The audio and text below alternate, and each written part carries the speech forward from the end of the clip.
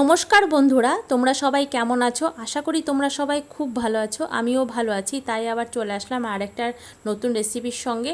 আজকে তোমাদের কাছে একটা নতুন রেসিপি শেয়ার করব, সেটা হচ্ছে আমের মোরব্বা। মাত্র দুটো মশলা দিয়ে তৈরি হবে এই আমের মোরব্বা। আমগুলো একদম ভাঙবে না, এরকম আস্তে আস্তেই থাকবে।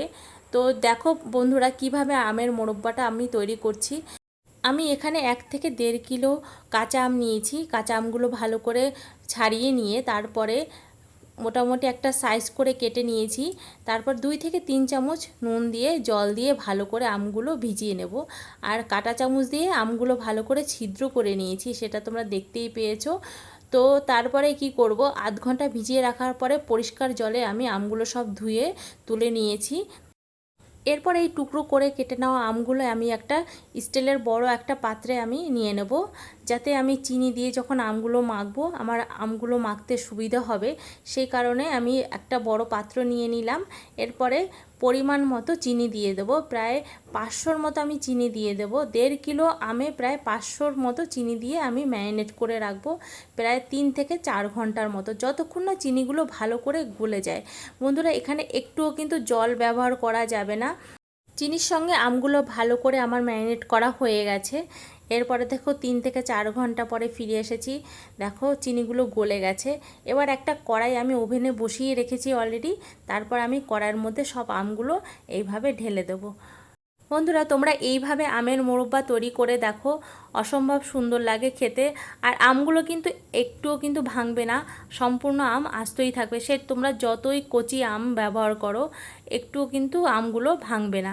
আমার এখানে যে আমগুলো রয়েছে সেগুলো কিন্তু একদম মানে শক্ত হয়ে যায়নি আঠি, আমগুলো অনেকটাই কচি আছে। কিন্তু আমি একটু ধীরে সুস্থে নাড়াচাড়া করে তারপর আমি আমগুলো কিন্তু রান্না করে নেব, মানে মোরব্বাটা বানিয়ে নেব। তো আমি কি করলাম, সামান্য একটু নুন দিয়ে দিলাম। যখন আমগুলো একটু সামান্য সিদ্ধ হয়ে এসেছে তখনই কিন্তু আমি নুনটা দিয়ে দিয়েছি। এরপরে খুন্তি দিয়ে আলগা হাতে কিছুক্ষণ নেড়ে চেড়ে নিয়ে প্রায় 10 থেকে 15 মিনিট আমি মিডিয়াম আঁচে রান্না করে নেব। 10 থেকে 15 মিনিট পরে ফিরে এসেছি। দেখো আমগুলো অনেকটাই সিদ্ধ হয়ে এসেছে এবং শিরাটাও অনেকটা ঘন হয়ে এসেছে। তো চলো অন্যদিকে একটা মশলা তৈরি করে নিই। তার জন্য আমার মাত্র দুটো উপকরণ লাগবে, কিছুটা মৌরি আর 2 থেকে 3টে হচ্ছে শুকনো লঙ্কা। এই দুটো উপকরণ আমি রোস্ট করে নিয়েছি। তারপরে বেশি না, শিলনোড়া দিয়ে একটুখানি ভেঙে নিয়েছি মশলাগুলো, একদম পুরো গুঁড়ো করিনি, মিহি গুঁড়োটা করিনি। তারপরে আমি এই আমের মোরব্বার উপরে মশলাগুলো দিয়ে দিলাম। এরপরে খুন্তি দিয়ে মশলাগুলো ভালো করে আমের সঙ্গে মিশিয়ে দেব। তারপরে দেখো 2 থেকে 3 মিনিট কিন্তু আমি আমটা ঢেকে দেবো, যাতে মশলার ফ্লেভারটা পুরো আমের মধ্যে ঢুকে যায়। দেখো 2 থেকে 3 মিনিট পরে ফিরে এসেছি, সুন্দর একটা কালার এসছে দেখো। তাহলে বন্ধুরা, তোমরা দেখতেই পেলে মাত্র দুটো উপকরণ দিয়ে কত সহজেই কি সুন্দরভাবে আমের মোরব্বাটা তোমাদের তৈরি করে দেখালাম। আশা করি তোমাদের রেসিপিটা কিন্তু খুব ভালো লেগেছে। যদি রেসিপি ভালো লেগে থাকে অবশ্যই চ্যানেলটিকে সাবস্ক্রাইব করে দিয়ে পাশে থাকবে।